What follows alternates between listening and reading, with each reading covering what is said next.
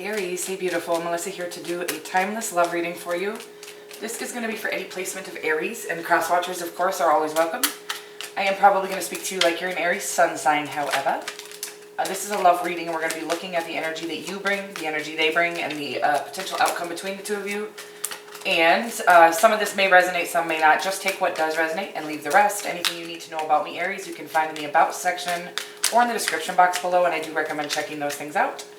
Let's get at your love life. All right. I feel I have a few weird things coming through for you. The malachite here, I was feeling really drawn to for you, and I never get that feeling when I'm getting into a reading. I always have my crystals here, but the malachite is calling your name, okay? I don't know if you have a lot of malachite, if your favorite stone is malachite, or if you need malachite in your life. You can check out the properties, just Google it and see what that might mean for you. And I don't even know it's my favorite stone, so okay, but I've never felt called to it for anybody before. So anyways, moving right along, malachite is the green ones, and let's get after your love life. Sweet potatoes also, I don't know if you need some grounding, but sweet potatoes were coming up, and they're really good for grounding, obviously, and they're also absolutely fucking delicious. Let's get at your love life. The energy that you bring to the connection is the Chariot card. And the energy the person you have in mind brings is the Death card. Wow, look at that. 3 major arcanas in the first 3 cards. And then the King of Cups is the overarching energy, you guys. This is love. Is this love that I'm feeling? I'll link that in the description box below, but it says, you don't need to ask, boo. This is it. This is love. Might be somebody you work with. Definitely you guys are going to be called passionately towards things. I do feel like it is somebody you work with in your community, or again, you might be meeting somebody that you work with in your community. Definitely it could be a Sagittarius, a Leo, or a Scorpio. Scorpio is very strong. The overall feeling is love, okay? And then again, right under that we have that 3 of Pentacles, which is about teamwork and about just about working very well together. So the King of Cups is true deep love. Now the King of Cups isn't necessarily that ushy-gushy, kind of like the Queen of Cups would be ushy-gushy, or even the Knight of Cups. But the King of Cups is true deep love, but I'm almost getting like the reason why he's kind of, am I missing a ring? I am. What ring? I don't know. It's crazy, right? Why is it, oh my God, are you missing something? Maybe your wedding ring is missing. I don't know. That's so funny that would happen. That's so rare. Okay. So I'm getting that you guys have both done what you need to do in this lifetime to heal, to transform, to persevere, and you have come to a space where you're so self-reliant that while you still are capable of feeling this deep love, and you have this deep love for each other, you're not relying on each other, and I think that's very healthy and how we should all be, right? Before we get into a connection. We're going to clarify everything, but the Chariot card in your energy, one of my favorite cards, could be dealing with a Cancerian, of course, but it is about perseverance. It's about this is not, whatever you're coming onto in your life, all the blessings you're coming into are because you persevered, or they're all because you were diligent about moving forward, even against all odds and through all the obstacles that you had to face. Naysayers, actual physical obstacles, I don't know, like whatever has gotten in your way. I'm literally watching people nail boards to the door, and you get through that fucking door, okay? You have made it through the doors that were closed for you. Not in like a, not doors that God closed for you, but like doors, people that were, I just feel like things were trying to hold you back in your life and you did not allow that to happen. The Death card in your person's energy is about they are coming into a place in their life, one of the biggest transformations that they'll ever undergo, and it's likely that they had something happen, because the Death card really represents unwelcomed change in their life. So it's something that they didn't ask for, want, or desire, that was likely pretty hard for them to handle, but that literally forced them into transforming whatever they were holding on to in their life, whatever had to change, whatever God changed for them. Again, we can resist change all of our life, but God is sovereign, and if you do resist that, he will throw in this Death card at you, and you will need to, he'll take away something, he'll change something, circumstances, even just your vision. Sometimes he changes our view on the world, and you're like, oh, fuck me. How do I deal with this new vision now? Whatever it is, it was unwelcomed, but it has caused a transformation that was extremely beneficial to your person. A rebirth of the new them, the real them, really. It's a rebirth, because it is about, I'm literally going to call this card the unfuck you card now. But I'm getting that they have been forced to unfuck themselves, okay? Rewire, reprogram, because we've been programmed, believe it or not. Nobody, not nobody. A lot of people have a hard time understanding how programmed we really are and how impressionable our human third dimensional brain is. It's just so unaware, but it loves to think it's so aware, okay? It loves to be the center of attention. But anyway, so with that being said, we're all kind of going, holy shit, that little brain of ours that we thought was so brilliant has actually been programmed to believe one thing. And now after, the age of Aquarius, the Great Awakening and things like that, I think people are starting to go, whoa. It's like, again, God is allowing us to see things that we were unable to see previously, which the Death card kind of does mean to me. Yeah, especially when it's something that they might have been, I'm getting very steadfast about. Something they really believed in. Like, this isn't just one of their beliefs, okay? This was like the one that made their, they were so sure of it. I'm getting they literally went around arguing with everybody, maybe even including you, because I feel like talking about it right now. They went around arguing with everybody about this particular topic, and then God allowed them to see the real version of it, okay? So after they've argued for, let's say, 20 years about a subject they were very passionate about. This has happened to me, by the way. Something they were very passionate about and they were very sure of. And then God literally just can open your eyes to something, a new view of it. And it's like, ooh, whoa, I didn't know. And I literally tried to talk everybody I met into my belief system. And now I can see that my belief system wasn't even correct. That's what I'm getting on this Death card right now. This is a lot of information coming through, Aries. Wow, okay. I do feel like it is, it's not a huge deal. They didn't talk people into doing like something that was harmful to themselves or anything like that, okay? I do feel the Sun card coming out on you. But the Wheel of Fortune means that where things were resistant, I'm getting that things have been resisting you almost your entire life. I feel like doors have just been closed, like I was talking about earlier.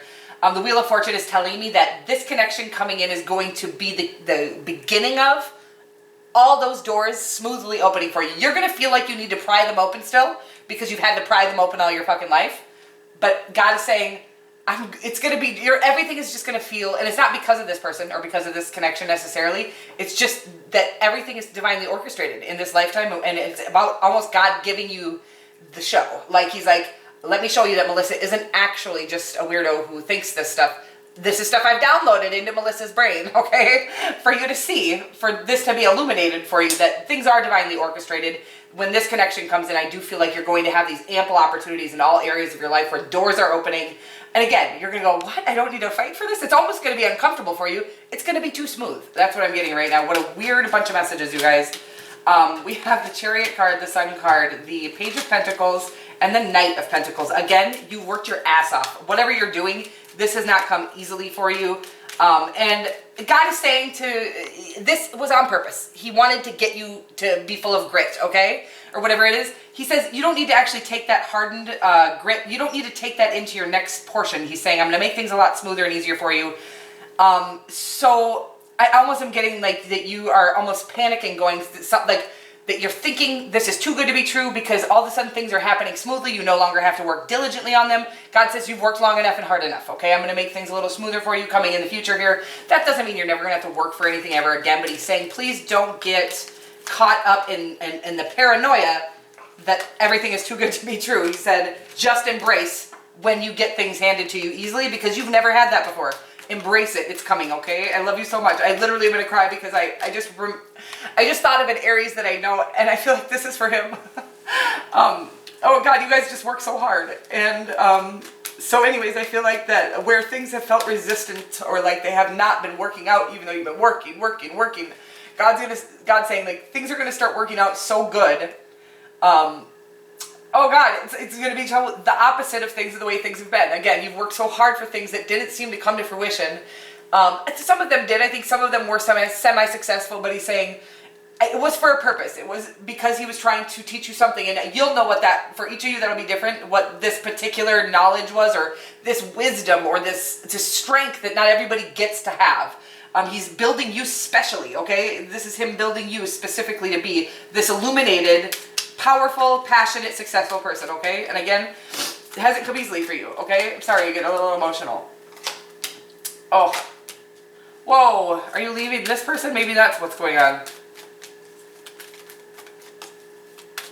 Maybe that's why everything is going to come full circle for you. Maybe you've had somebody in your way.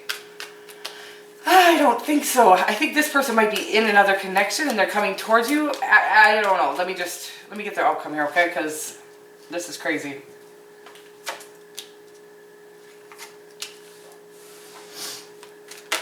What?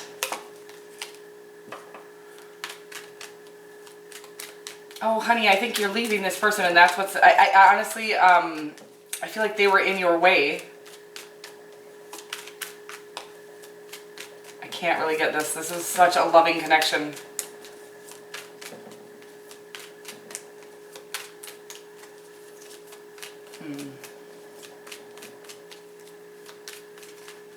Okay.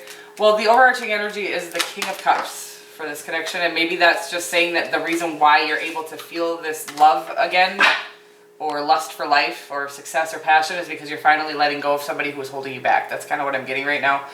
I'm getting that could be an Aquarius, a Scorpio, a Virgo, a Leo, or a Cancerian that you're leaving. I'm getting that that's... I was thinking, okay, so when the original message was, I thought that once this connection comes in, everything's going to start working smoothly. And then I even felt weird saying that, because I was like, well, it's not because of this connection that it's going to... It's saying once you leave this connection. What? It's actually saying that you are getting through this particular connection, and it was a huge obstacle in your life. You had no idea that that connection alone was what you needed to get out of in order for all of the doors to start opening for you.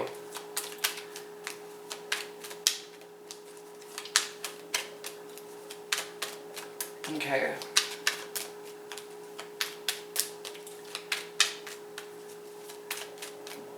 Yeah, in the outcome here, I even see you hiring an attorney, okay, and fighting in court. I did not see that before, and I'm so sorry. Ugh.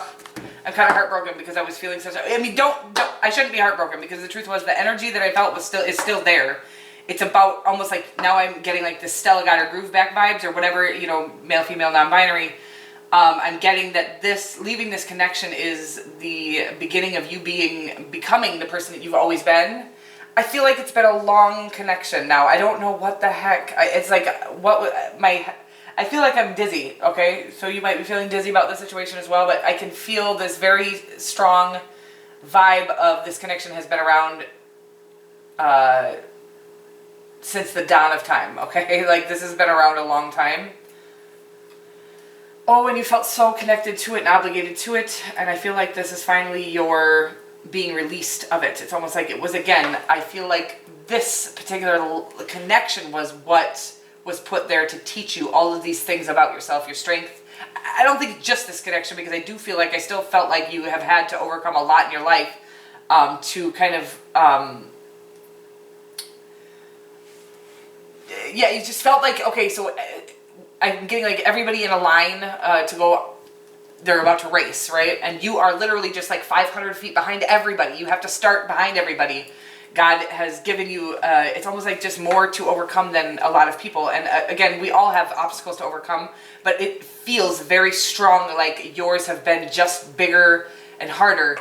And again, I think he's saying like this particular connection is part of, I get what he's saying. Your inability to release things that are not meant for you.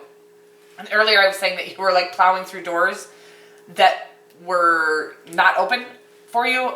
He's saying this is actually what is going to keep holding you back, is not releasing things that aren't meant for you. When you know they're not meant for you, you're so resilient, you're so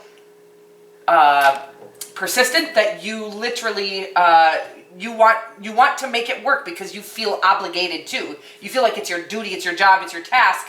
God's saying that's why things are going to start opening for you so smoothly, is because you're finally letting go of the need to hold on to things. That, again, you're not doing it possessively, okay? You're doing it because, again, you feel that that is your duty to work that hard towards things. And God's saying it's actually not. And once you realize that, everything's going to be smooth, because you're going to let go of things that are not working out for you, they're not meant for you, and you're going to get that. Okay, wow, I'm sorry, this like really turned around, but it's a beautiful message, and it makes more sense to my belief system than trying so hard. But God is saying that he's so proud of you, and this was meant to be this way for the most part, the majority of your life. But he is saying now that you're recognizing that that isn't how life should be, you don't have to work that hard to have things that you want in love, that the things that you want in love will come kind of smoothly. Of course, we always... that we've been burned in our brain that if you're not working hard, you're not worthy, okay? And I think that that's what God's saying is like, that is not how he wants it to be. He wants you to be fulfilled and happy and go towards things that really fulfill you and that make you, again, happy. And then when things are not working out, he's asking you to just release them. That is how things are gonna, he said the more you can release things that aren't working for you, the more he can bring in the things that are meant for you, okay? That became a totally different reading than I thought. But this particular connection, I feel like you've been holding on to, and I think what he's saying is that you've known for a very long time that this connection was not it for you, was not healthy. They didn't treat you well enough. I think I feel like they treated you okay, but God's like, no, baby, I did not set you up in this lifetime. I did not set you up with somebody to treat you okay. The person that I have waiting for you, wherever they are, they're going to treat you like a king or a queen or non-binary, okay?